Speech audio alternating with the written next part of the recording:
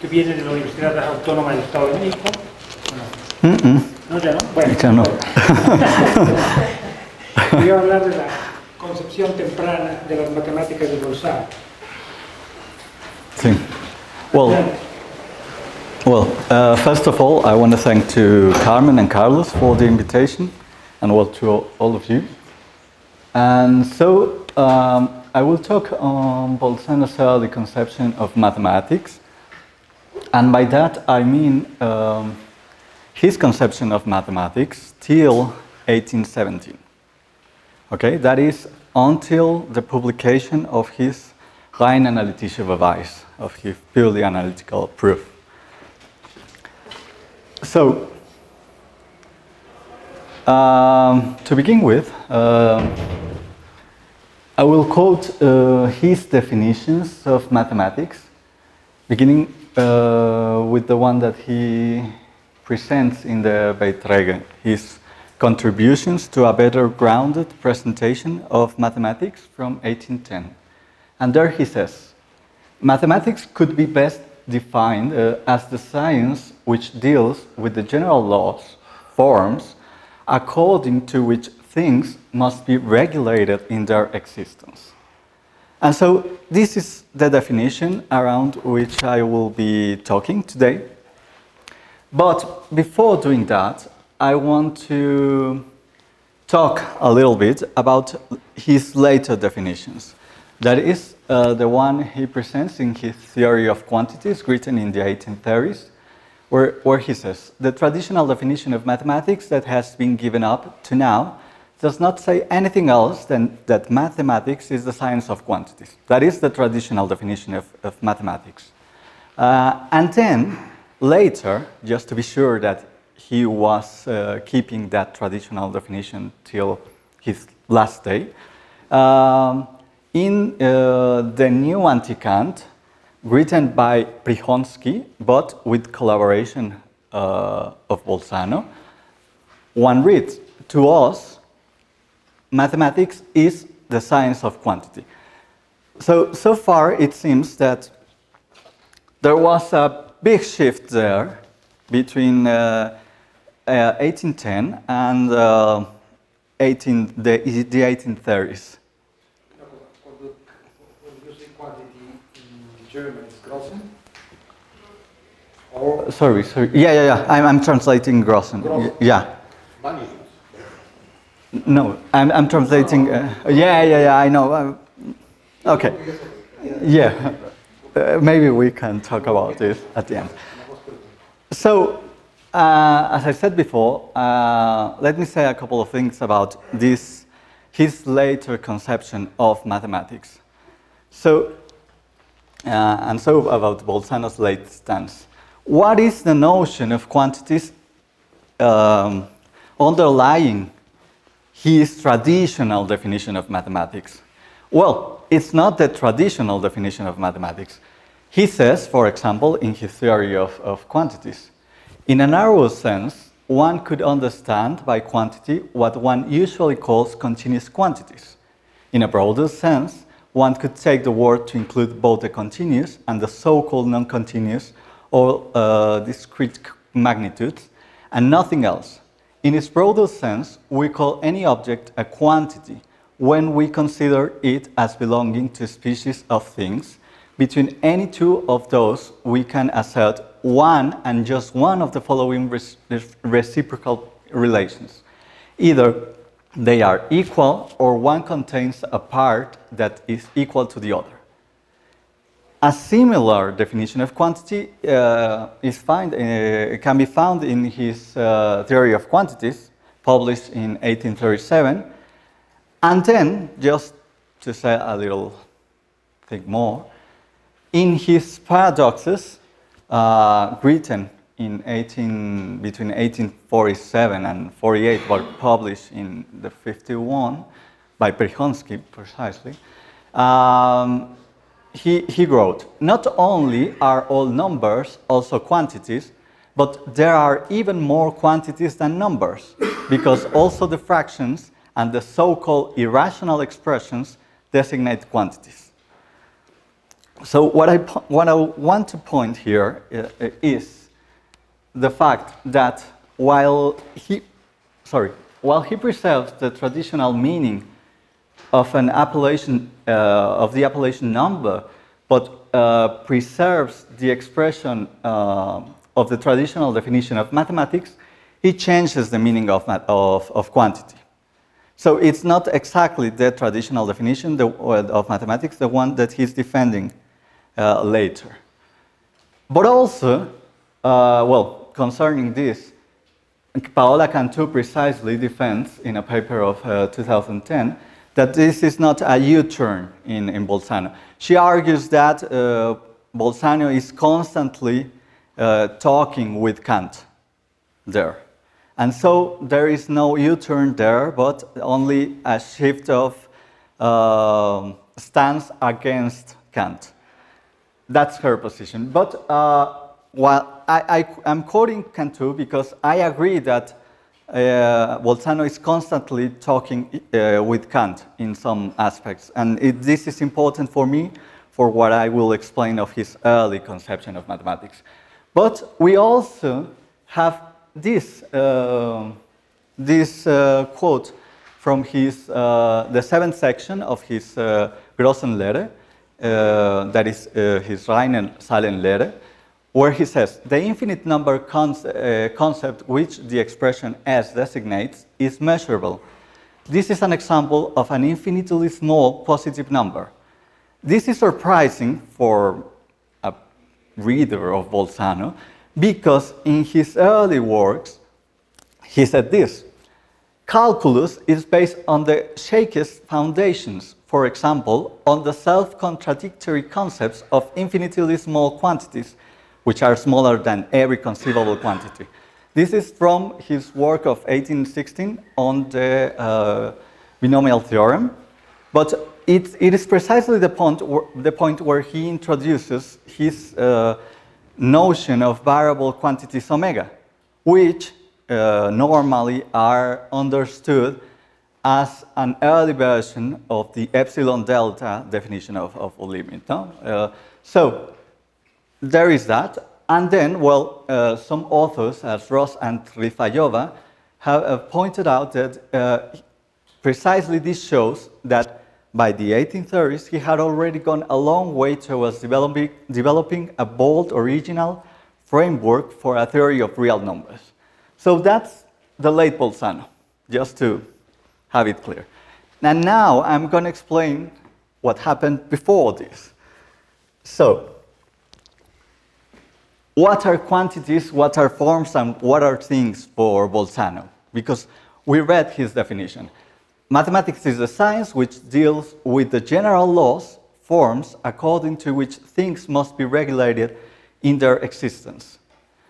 And so, for him, a thing, he says in his Betrachtungen, that is his first work, his considerations on some objects of elementary geometry from 1804, he says, a thing is called a quantity insofar as it is regarded as consisting of a multiplicity of things which are equal to the unit or the measure. This was a common understanding of quantity.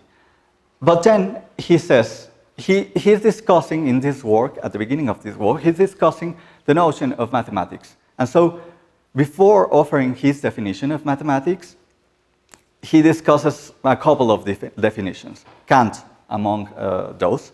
And then he says that defined that way, quantity does not exhaust the content even of this science. But then he quotes a definition of Franz von Ritter that says that quantity is something that exists and can be perceived by some sense. And Bolzano says, this definition, by contrast, is either too wide, that is, in the wider sense, in the broader sense, mathematics would embrace all sciences, or most, and then, or too narrow. So mathematics would only be concerned with empirical things, no? If understood in the narrow sense, the sense. So That's concerning quantity. But then what about form? He says form is a general law, that is, a condition for the possibility of things. And so this sounds like someone talking a little bit with Kant or the Kantians of the time. And he says that by things, here in his definition, he is understanding those with objective existence independent of our consciousness, either as individuals, that is, intuitions, or simply as general concepts, and also he is understanding by things those objects of thought. Okay? So these are the things that the forms, the laws in the definition of Bolzano are referring to. It must be noticed the way he identifies individuals and intuitions, because that's a key point of his critique to Kant, precisely. And then he says, or general concepts. No? So there's a certain opposition between intuitions and general concepts. These concern individuals? Yes, Axel. How strongly are we supposed to read the regarding? So quantity is a way of regarding objects, or is a kind of object? Quantities. Yes. Because it says, yeah. You know, it is, insofar as it is regarded as blah, blah, blah. So does that mean that just quantity is a way of looking at things? Yeah, a general concept. Yeah, exactly. Because his point... Not that the objects themselves are. No. Because his point is that not everything that mathematics studies are quantities, precisely. And here he's thinking in combinatorics by the time. So you have to think that the Hindenburg combinatorial school that Eduardo is here, the specialist, but you have to think that we are talking about the beginning of the 19th century, and in the Germanic mathematical context, there was, this school was successful among certain authors, no? So Bolzano is not only talking with Kant, that is part of my point, but also is sharing some things with the combinatorials, with Hindenburg combinatorial school. Okay? So yeah, that's... So, we can ask ourselves if there are similar definitions, because, you know, we have this definition, this traditional definition of mathematics as the science of quantity, and then if we look for definitions similar to Bolzano, the one of Bolzano, concerning forms, we can find some of them, but let's look at them. The first one that he quotes of Kant, mathematics is the knowledge of reason. Here I might not be translating perfectly, so there's, yeah, I'm looking at Abel because I consider him the reference here. So, from the construction of concepts. But then, there's another author, Schultz, which is a main reference for Bolzano concerning foundational issues. Okay, so I will go back to this author. But Schultz wrote, general mathematics abstracts from the various qualities of quantorum and investigates the ways in which homogeneous can be connected or units can be composed into wholes. So this is a different conception of mathematics, and it paves the way to a different classification of mathematics, because the usual classification of mathematics, for example, the one of Kessner, would regard general mathematics or pure mathematics and then divide into geometry and arithmetic or algebra. And this is different. Schultz here is saying something different. And then Bolzano quotes an anonymous reviewer from the 1808 that Paola Cantu says that it's Bolzano himself, but me and Johann Bloch, we said that it's not. He is not. So, an anonymous reviewer, quantity is only an object of mathematics because it is the most general form. But it is, in its nature, mathematics is a general theory of forms. This is the most similar definition by the time to Bolzano's.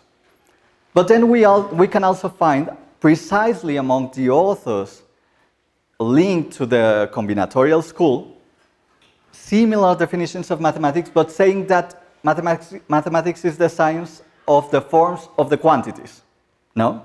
That's different, but it's similar, and there are links there. So, Klugel, mathematics is the science of the forms of quantities, that is, all the ways in which a quantity is composed from others. And then this definition is repeated in, well, Klugel is the author of this famous Germanic mathematical dictionary for the beginning of the 19th century, and it's repeated everywhere in his work. So, well, that's it. Let's talk about mathematics in Bolzano. And so, let's talk about what he understands by concepts and intuitions. So, in his work of 1810, he writes, mathematics and metaphysics, or philosophy, are the two main parts of our a priori knowledge. Tim, that's not to be there. But the former deals with the general conditions under which the existence of things is possible. We saw his definition about the conditions of possibility of things. And the later seeks to prove a priori the reality of certain objects, such as the freedom of God and the immortality of the soul.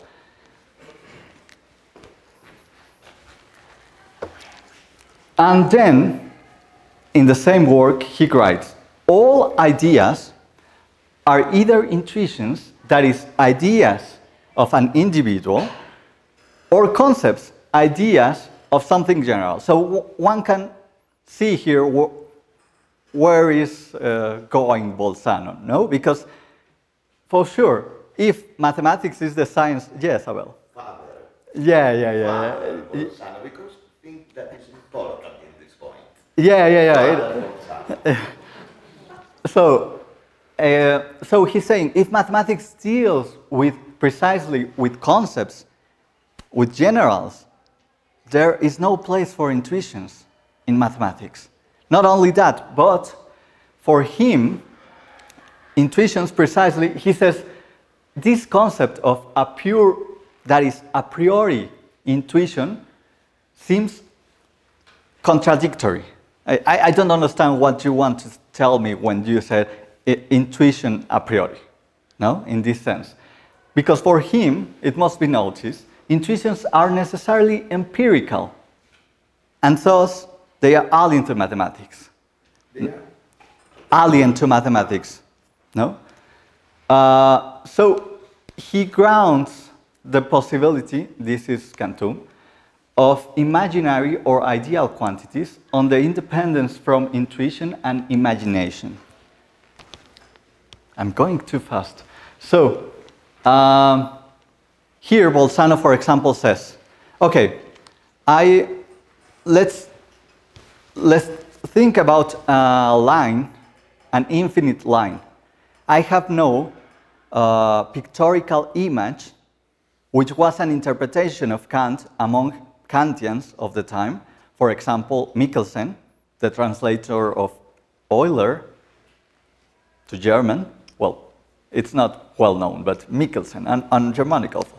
But it was not the only one. It was common to understand the Kantian intuition as linked to pictorial images. No? So Bolzano says, I can't imagine, I can't have a pictorial image of an infinite line, and still I can work with that idea, I can work with certain concepts. So that's why Cantu is saying this, that he grounds the possibility of imaginary and ideal quantities. And then Loew and Brodsky wrote that certain notions are introduced by which the domain of the respective discipline is narrowed down.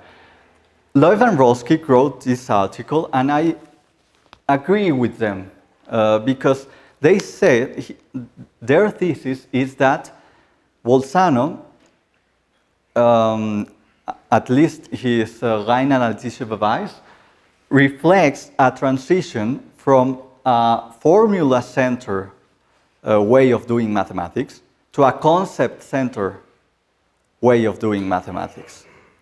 So you can see this, we'll go to that work in particular, but you can see that in Bolzano's classification of mathematics, which is this one. So, yeah, I will read it. I don't know if I can.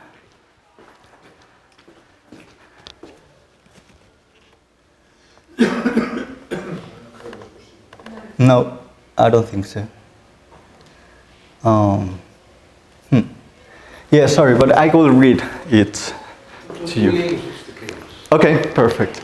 So this is not precisely how Bolzano presents this classification in his book, because there's a mistake there.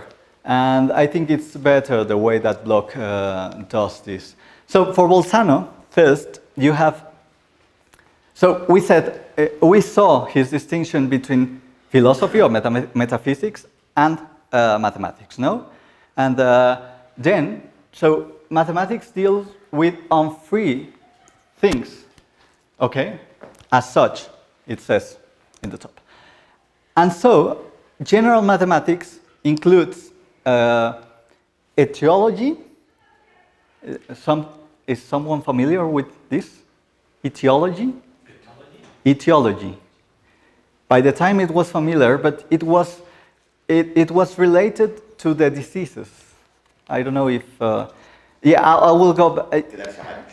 Yeah, it was related to that, but there was another definition, which is the one that Bolzano is talking about.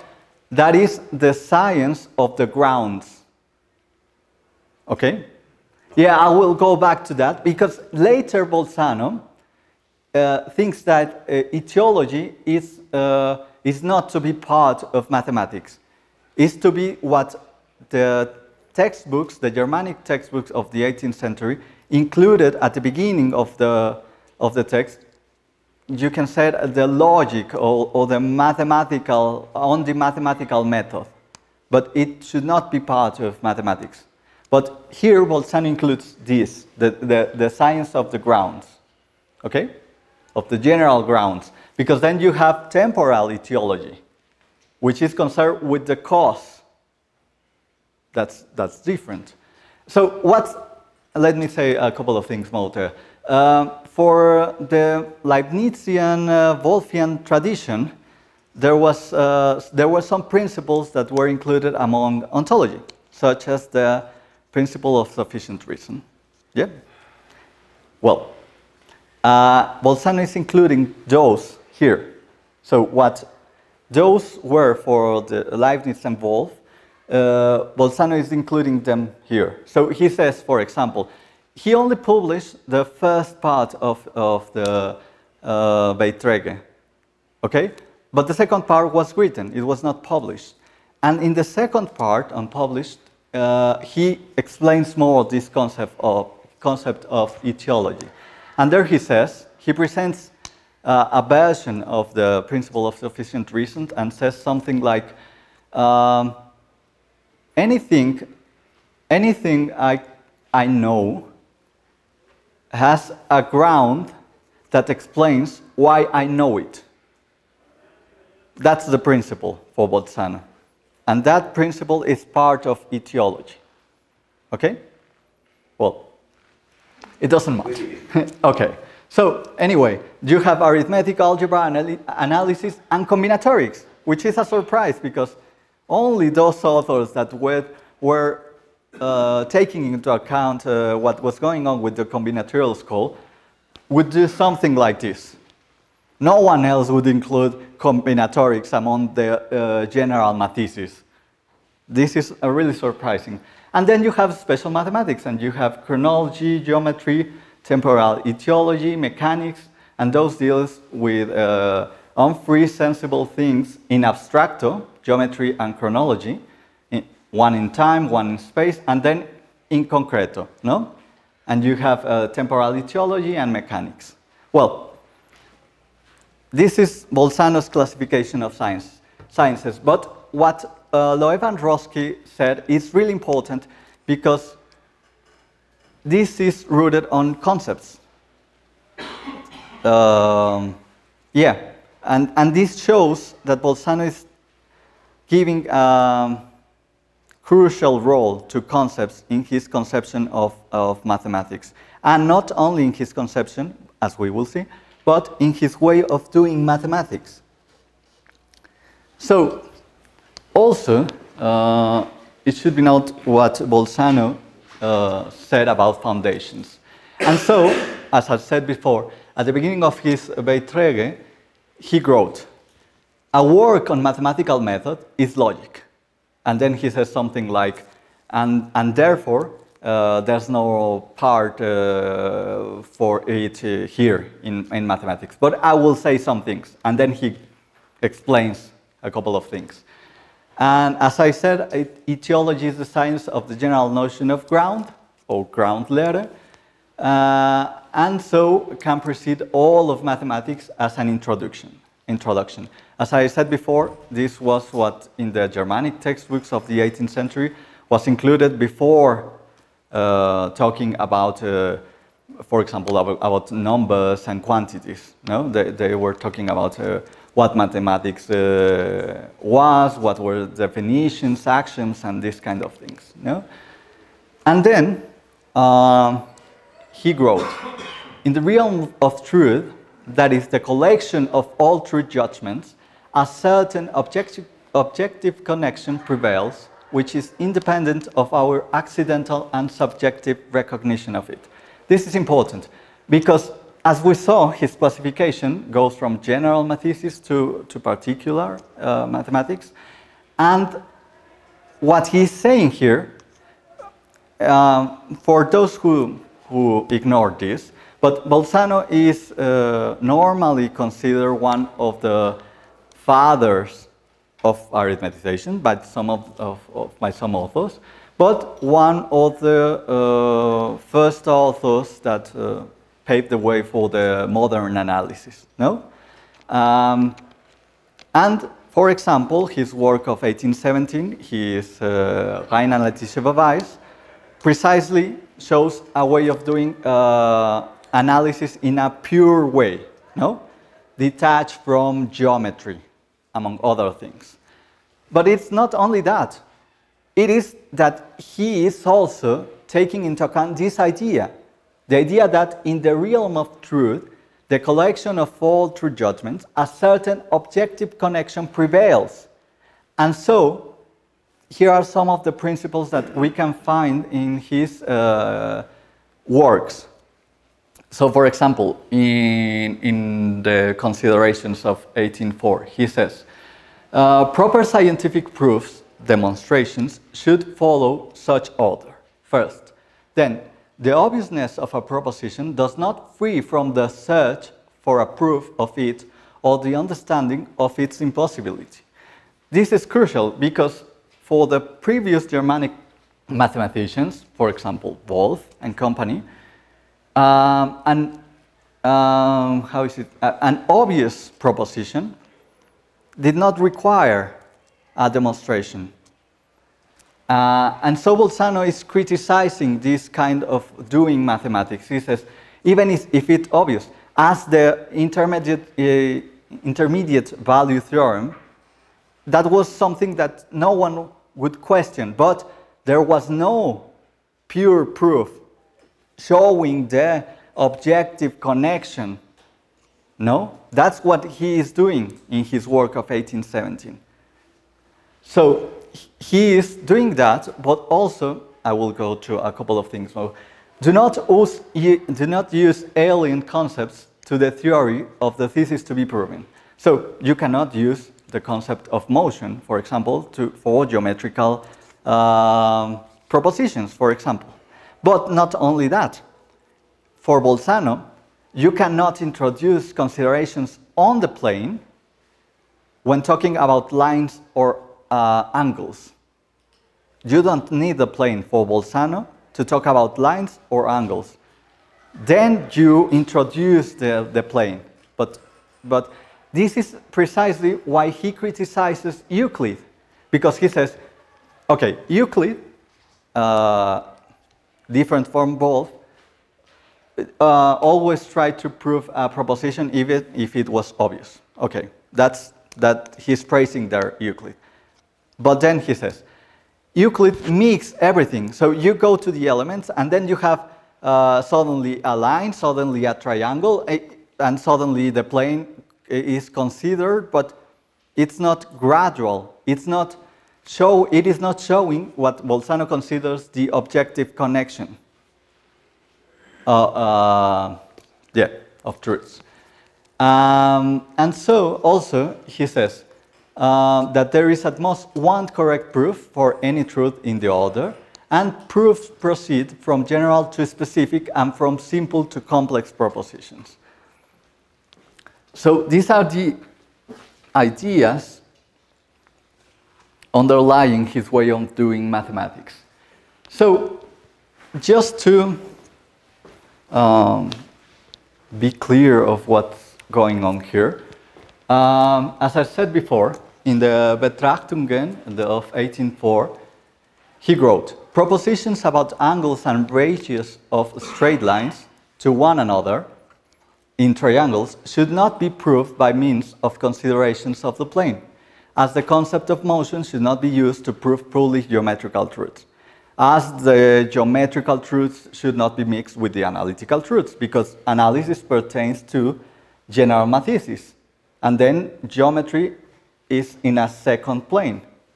So you cannot do this in the proofs for Bolzano. And then, in his work on the binomial theorem, he says, maybe in the future it should be decided that infinite or the differential are nothing but symbolic expressions, and that the method of proving truths using purely symbolic inventions is a method of proof which is indeed quite special, but is always correct and logically admissible.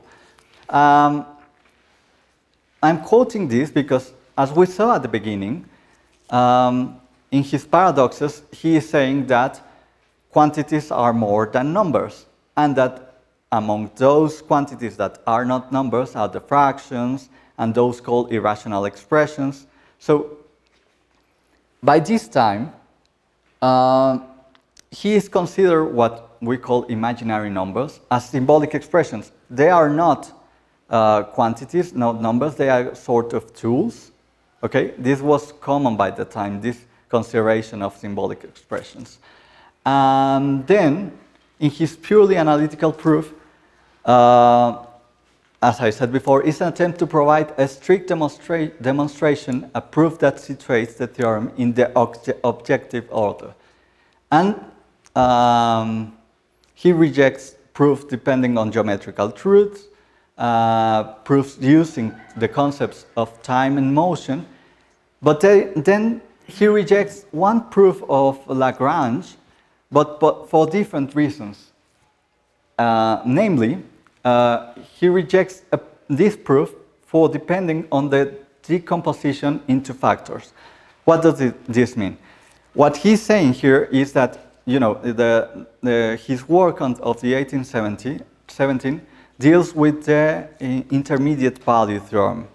But as the title makes explicit, he is talking also about what can be called the opposite sign theorem. No?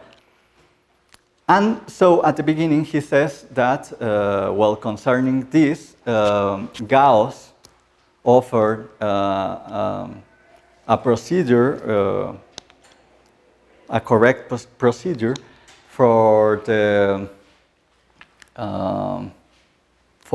opposite sign theorem.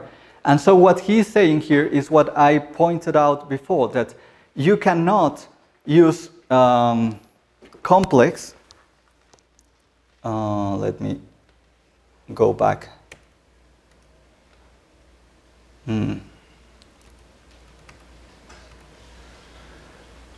Oh yeah, here at the end.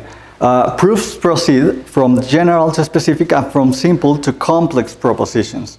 So what he's criticizing about Lagrange's proof is that he's mixing, he's going from a complex proposition to a simple proposition.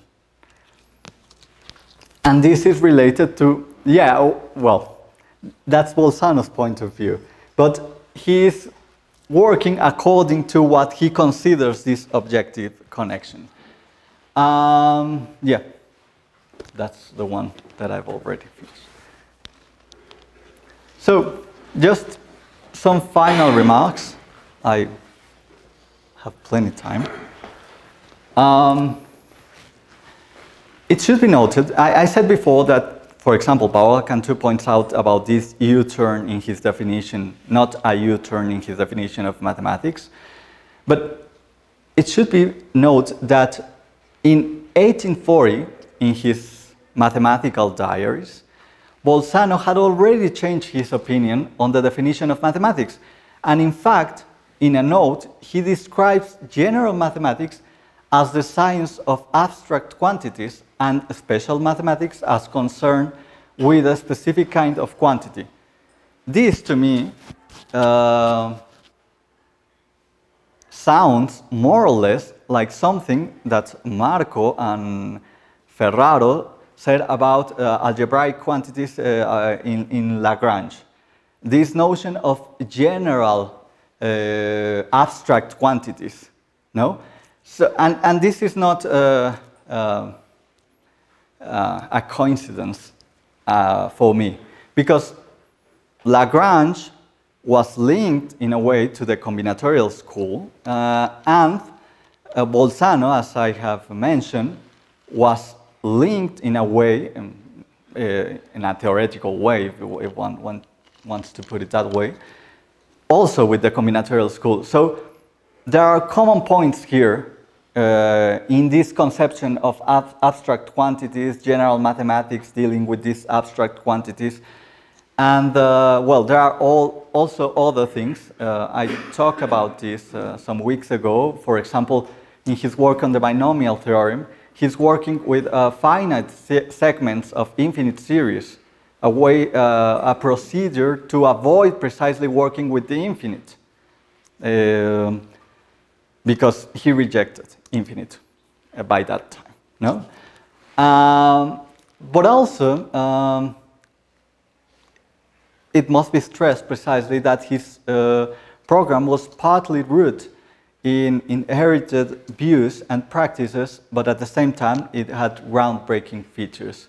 No, I said before this idea of Loeb, Ambroski, I quoted it. And finally, it is important to me to mention the pedagogical dimension of his program, because it is usually not studied, this part of Bolzano. But it is important because it reminds me, for example, when Dedekind, at the beginning of Tätigkeit, I think, when he says that in the late 1850s, when he was going to teach, he had to use geometric evidence that was didactically acceptable, but it was not rigorous, no? And so he went on working on this idea and developed, well, his principle of continuity, no? In a purely analytical way, no? This reminds me, because Bolzano, this is also important for Bolzano. He says in his Rein analytischer Beweis, we are in no way party to a purism so exaggerated that it demands that in its exposition one cannot even use an expression borrowed from another field. That is to say, he's saying that, okay, when we are teaching, when we are explaining, we can use the concept of motion to explain. But then when we are dealing with proofs, that's where we should not do that. So it's a way to make more accessible these things to students, for example. And this is important because what we understand for a textbook, it's not the same that it was understood in the 18th century and the 19th century. It's a different role among the mathematical community that this text had. And then also in his Wissenschaftslehre, he wrote, "A science is not always thought in keeping with its objective structure." So it was the same idea. So it was permissible, but we should just be careful when talking about proofs or talking about just how to show that something is to be done. No? Yeah, well, this was just a general panorama of his early conception of mathematics, but I hope you have enjoyed it. Thanks.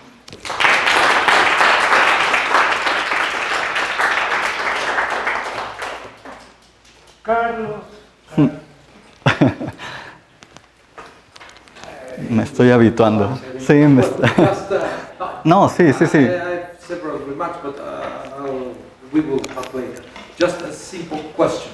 Yes. Just a question. When you say that Bolzano is criticizing or disagreeing with Lagrange, exactly what? I mean, which text, which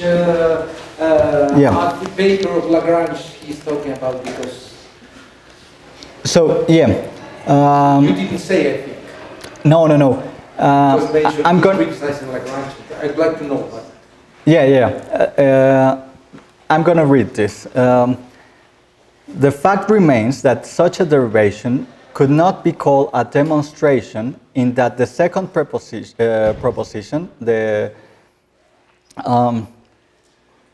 clearly expresses a much more complex truth than our present one. He's referring to the opposite sign theorem. Yes, I know that he's talking about that. But by the way, it is, let's say, it's a particular version of the fundamental theorem of algebra.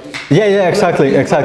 Proving that an odd degree polynomial. Exactly, that's the point. Yeah, that's the problem. Yeah, that's the point. I wanted to know which paper of Lagrange he was talking about. Okay, that I don't know.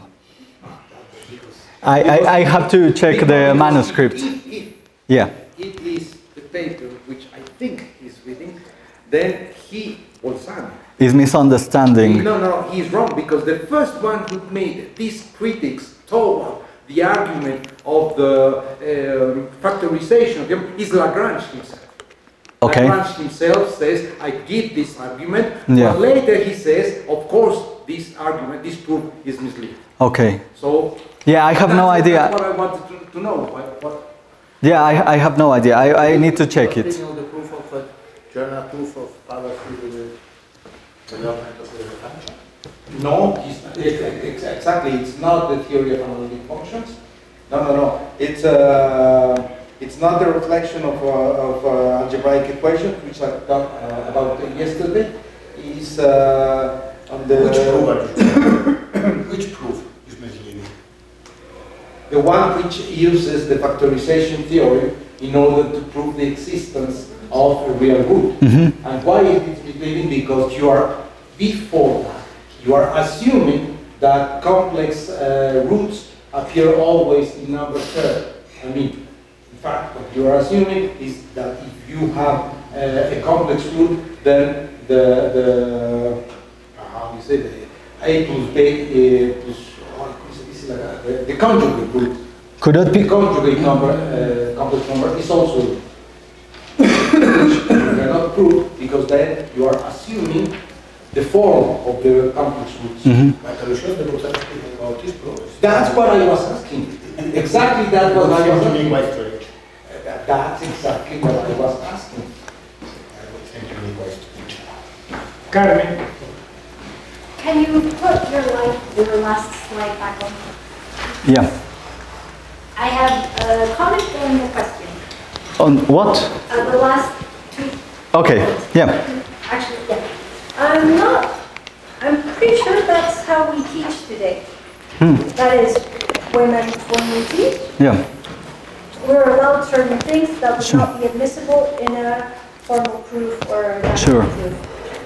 So I just wanted to make that comment because it seems that Bolzano's conception of mathematics may seem to be, in his definitions at least, be very different from what we would expect an answer to that question to be today, but that bit is exactly like it is today. Yeah. Motion, time, drawings, Sure. lines, we use that. Sure. Can I say a couple of... Okay. So, yeah, for sure. But then one have to consider that we're talking about the early 19th century, and that, for example, precisely, I did not talk about this because I was afraid of some commentary of Abel, but no, he's there. So I have plenty of time. So Schultz, an author that Bolzano is praising, prefers nominal definitions precisely to avoid the introduction, he says, of, for example, the notion of motion. So we're talking here about the first authors in the Germanic mathematical community making a distinction here, because this is not involved, neither in Kessner, neither in Segner or Kasten. But then you have authors like Schultz, Michelsen, Zimmermann. Michelsen, Zimmermann, an author linked to Schultz and to Kant at Königsberg. Then you have also Thibaut, professor of mathematics at Göttingen. So you have this author, or Martin Ohm. You have this Germanic mathematical community of the early 19th century beginning to think about this precisely. So Bolzano is one of these authors, but yeah, I agree. But then, if you put it in context, it's relevant this kind of reflections. No? And I have my question. Yeah. Is how does he interpret that the last couple of words there? Another field. Cannot even use an expression from another field.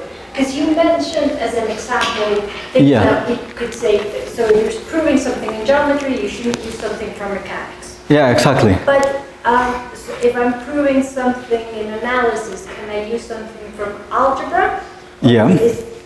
Are those grouped together? No. How strict no. is that? Yeah, exactly. But that's linked with that idea. What? With the tree. With the tree and the idea of simple and complex. So yeah, you can go from the general and use from here there, but not the other way. So that's why you cannot use geometry to analytical proofs, but then you can use analysis for geometry. No. It's more than just from another field. It's sort of like having from another branch. Yeah, I think so. Yeah. Otro comentario, pregunta, Eduardo. Thank you.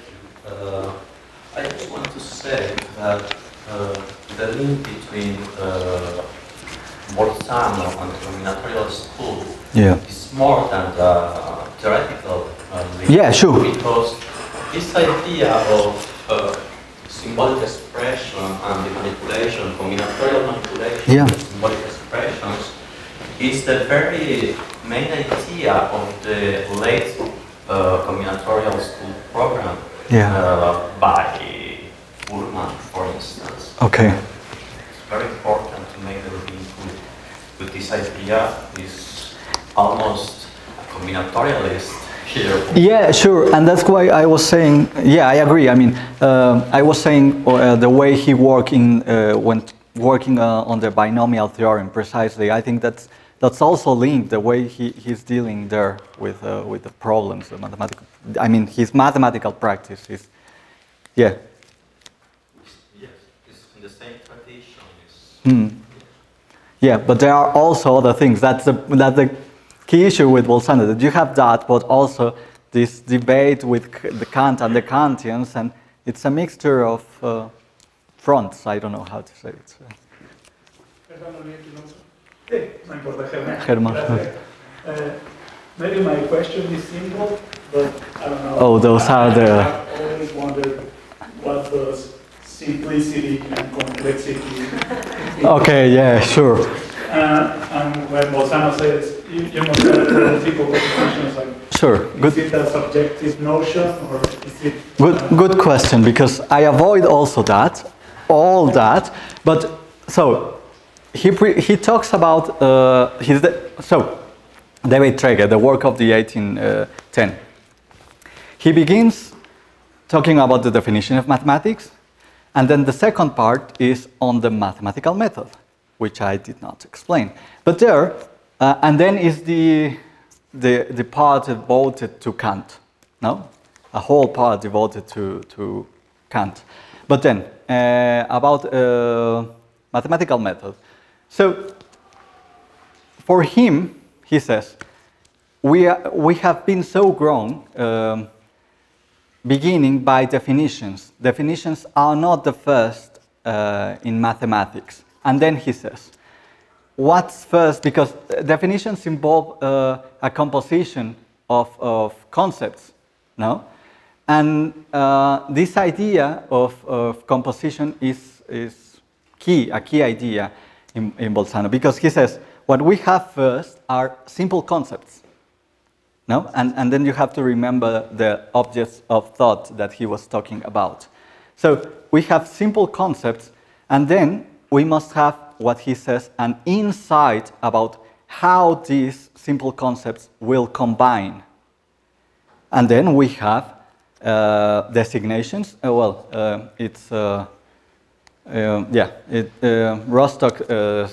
Rosnock says it's circumscriptions, designations, it's whatever the translation you choose. But in any case, then you have definitions, and then you have, classifications, and then you have postulates, and then you have actions. And those are unprovable propositions which deal with necessity in the case of actions, or with possibility in the case of postulates. No? So he is thinking about these precisely. So, for example, and simple concept, an object of thought, the point for Bolzano. No? So the point is, he says, it's a simple concept. You cannot define the point. You can only designate to try to understand. And from there, from this simple concept, then you go to the more complex idea of a system of 2 points. No?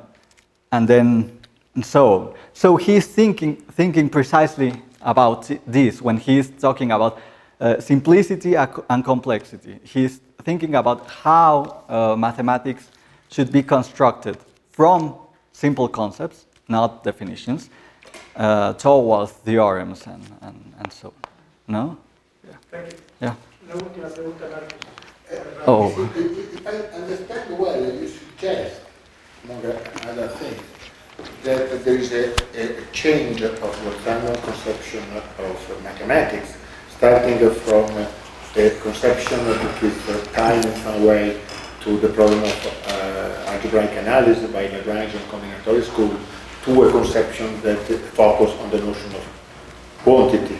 Not precisely. My idea was that, what Paula Cantu says, I agree mostly with her. She says that, okay, he used later the traditional definition, but he changed the meaning of quantity. So he was able to embrace what his previous definition, combinatorics, for example, allow him to. No, I would not say that this is strictly a change, but yes, that there are differences between what later Bolzano is doing and what the early Bolzano is doing. And so this is reflect on not only on the notions as infinitely small quantities. The question is not simply what you write, the style of mathematics that Bolzano developed. Yeah.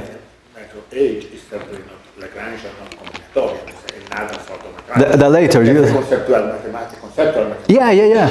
Okay, so sure. If you think that there is a starting point that is connected to the combinatorial school, to the Lagrange programs, means that something changes there, independently of the definition. Yeah, sure. Why the question is, what makes this change happen? Oh, well, that I don't know. Precisely, I intend, and it's not a project only of me. So, for example, Ross and Tlifayova clearly said that in that work of 2016, they say, well, that something happened between 1817 and 1830. Something happened there. And we have his mathematical diaries, but no one is studying those. So I hope in a week I will be studying those manuscripts, and that's precisely my project, to see what happened there. I repeat you the question in 2 weeks. No, maybe a little bit more, if maybe because that's what I want to work precisely with Carmen. So maybe in a couple of years. But no, yeah, that's the question. What happened there, and how this transition was made? No? Muchas gracias.